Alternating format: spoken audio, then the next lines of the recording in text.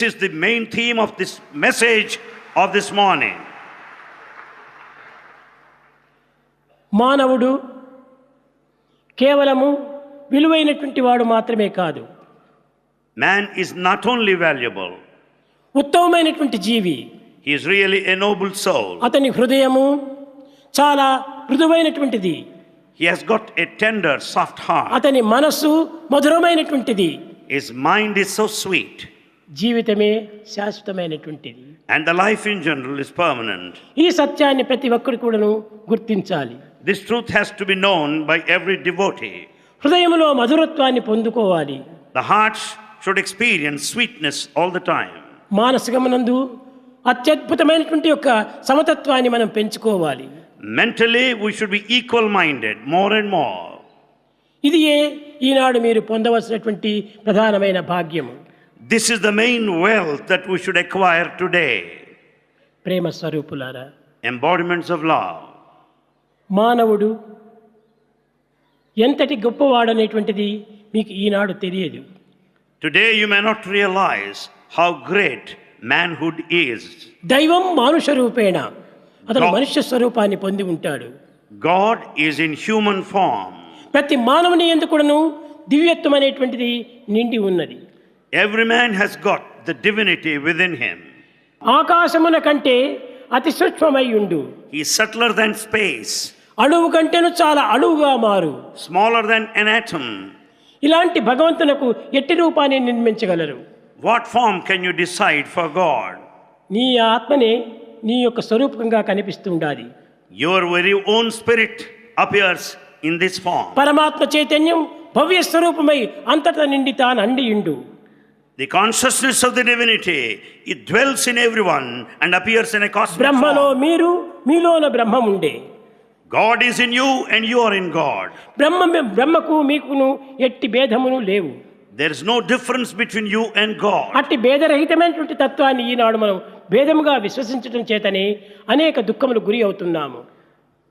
Because we are dual-minded, there is no trace of non-duality, we suffer today. కనుక దైవత్వం అనగా ఇట్టి రూపము అట్టి రూపమని కాదు. You cannot decide a specific సర్వ form. రూపములతో కూడి ఉండినటువంటిదే ఈ దివ్యత్వము. All forms are divine.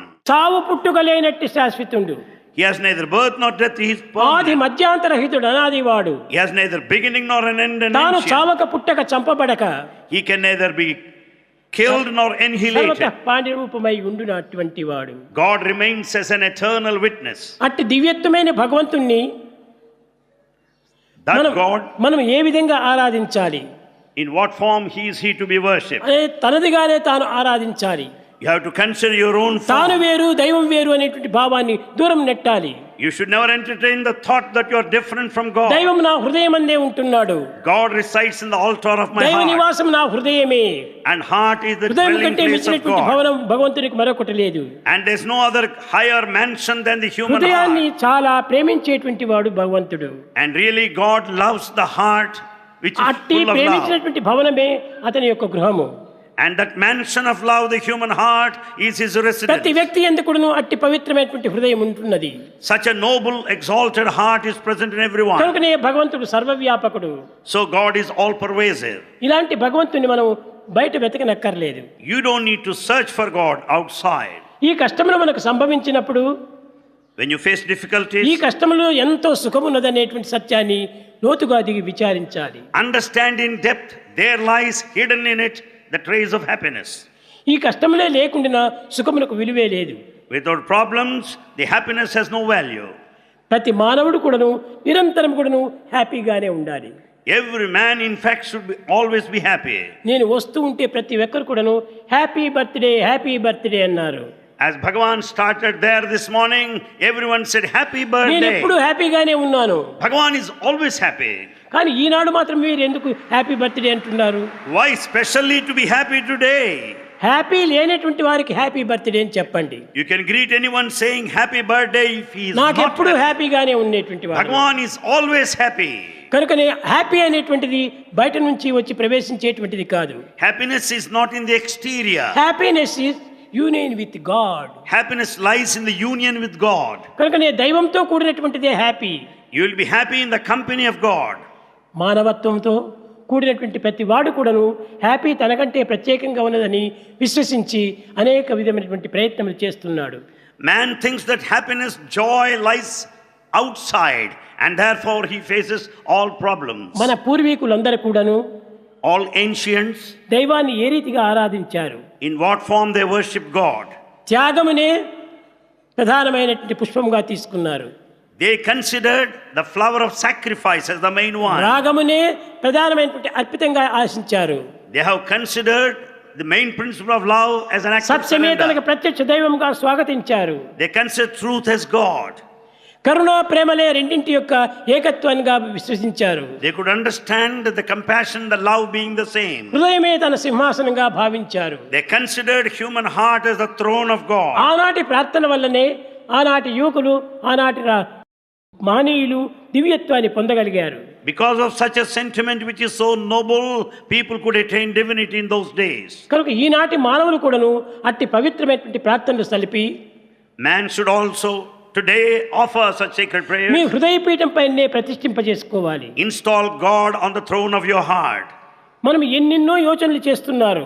We have varied thoughts. ఎన్ని యోచనలు చేసి ప్రయోజనం ఏమిటి? What is the use of all our imagination? ఈ యోచనలన్నీ కూడాను కేవలము దుఃఖమునకు మూల కారణమే. All our thoughts are the cause for our misery.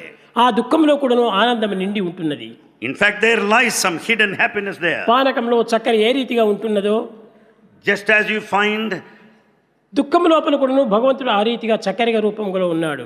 just as you find sugar in the milk, you also find happiness in misery. కనుకనే సుఖ దుఃఖంలో రెండింటిని కూడా సమతత్వంతో మనం విశ్వసించాలి. We should be equal-minded both in pleasure and pain.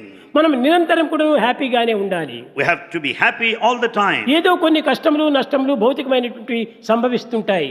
Difficulties and worries come in between. ఆ సంభవించినంత మాత్రమున మనము దీనికి కష్టమని భావించకూడదు. Because of these problems and worries, we should not ఈ feel కష్టములకు very మనం much sad. విచారించకూడదు. We should not worry too much.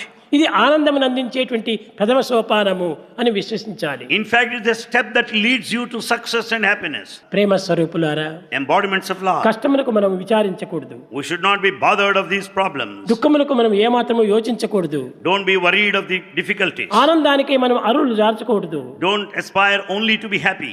ఆనందాన్ని ఏమాత్రము చింతించకూడదు. Never think about it. దుఃఖమే నాకు నిజమైనటువంటి యొక్క ఆనందాన్ని అందిస్తుంది. These difficulties will give me ultimate joy. దుఃఖం అనేటువంటి ఆరెంజ్ ఫలం లోపల And this dukkha, the term, orange అనేటువంటి ఫలం పై తుట్టినటువంటి త్రోడే దుఃఖము. the sadness is like the outer skin or the rind ఆ with a తోరును sweet వలిచి బయట happiness inside. పారవేసినప్పుడే సుఖము అనేటువంటి రసం మనకు లభిస్తుంది. When once you remove the outer skin of sadness, misery, you can experience కనుకనే the భగవంతుని sweetness of రసో the వై fruit. సహా అతను రసస్వరూపుడు అన్నారు. God is rasa, the essence of life. కనుక రసము ఉండాలంటే దానికి పైన చాలా చేదైనటువంటి వస్తువులు కప్పి ఉండాలి. In fact, if you want to have the sweet juice inside, you have to remove the bitter skin of the fruit. అట్టి కఠినమైనటువంటి ఒక దుఃఖం ఉండినప్పుడే మధురమైనటువంటి రసం మనకు ప్రాప్తిస్తుంది. Then once you remove the bitter skin around, you can have that sweet juice. అలాంటి ఆత్మవిశ్వాసాన్ని మనం పెంచుకొని We have to develop that faith.